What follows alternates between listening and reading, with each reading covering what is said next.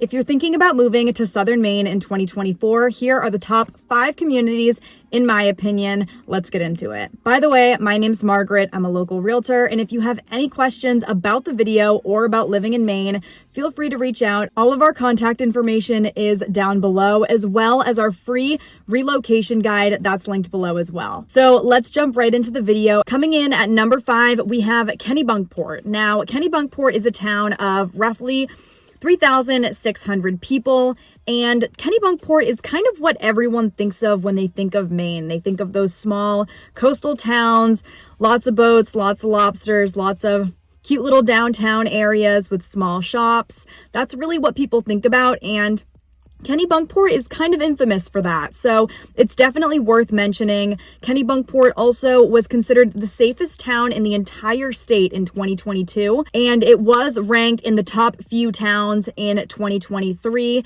Now, Maine is considered one of the safest, if not the safest state in the entire country, making Kennebunkport one of the safer towns in the entire US. If you happen to be moving to Maine with your family, students living in Kennebunkport will go to the Kennebunk High School with the rest of Kennebunkport, Kennebunk, and Arundel. And the Kennebunk High School is considered one of the better high schools, if not one of the best high schools in the entire state, and they have pretty good test scores. Number 4 is Saco. Now, I wanted to include one of the cities in York County in the top 5 because not everybody is looking to move to a smaller town. They want to move somewhere a little bit more populated. So there are 3 cities in York County. We have Sanford, Biddeford, and Saco. Now, the reason I wanted to include Saco is because it has maintained a pretty premier reputation, especially up against the other cities in York County.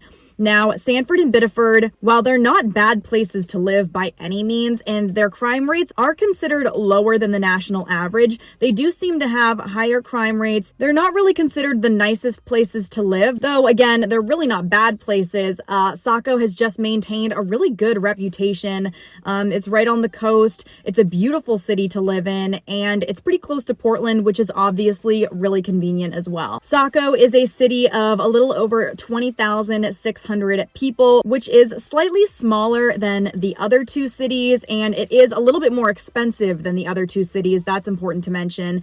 And again, if you're moving with your family, your kids will go to Thornton Academy, which is the high school in the area, which again is ranked very well in the state. Number 3, we have Wells. Now, I'm not just including Wells because that's where I grew up. I do think Wells deserves this spot because it is considered one of the more affordable coastal towns in York County and really in Maine. It's a little bit more blue collar than the rest of the coastal towns, and when people are moving to the area, obviously cost is a big factor, and New England is one of the more expensive places to live in the country. So with Wells being a little bit more affordable, it's definitely a good one to mention. And while it doesn't really have a formal downtown area like a lot of the other coastal towns have, it's still a great place to live. The students living in the area will go to Wells High School, which again ranked pretty well in the state, and it's a pretty safe town as well. And Wells is a town of a little over 11,000 people. Number 2, we have South Berwick. Now, South Berwick is a town of roughly 7,600 people, a little over that now.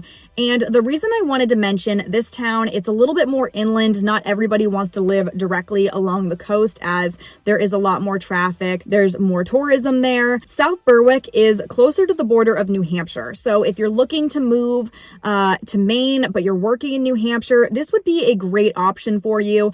Again, if you're moving with your family, your kids would go to the Marshwood school system, which is a fairly good school system in the area. It has a cute downtown area. They have concerts, small little concerts in the summertime, and overall, it's a great place to live.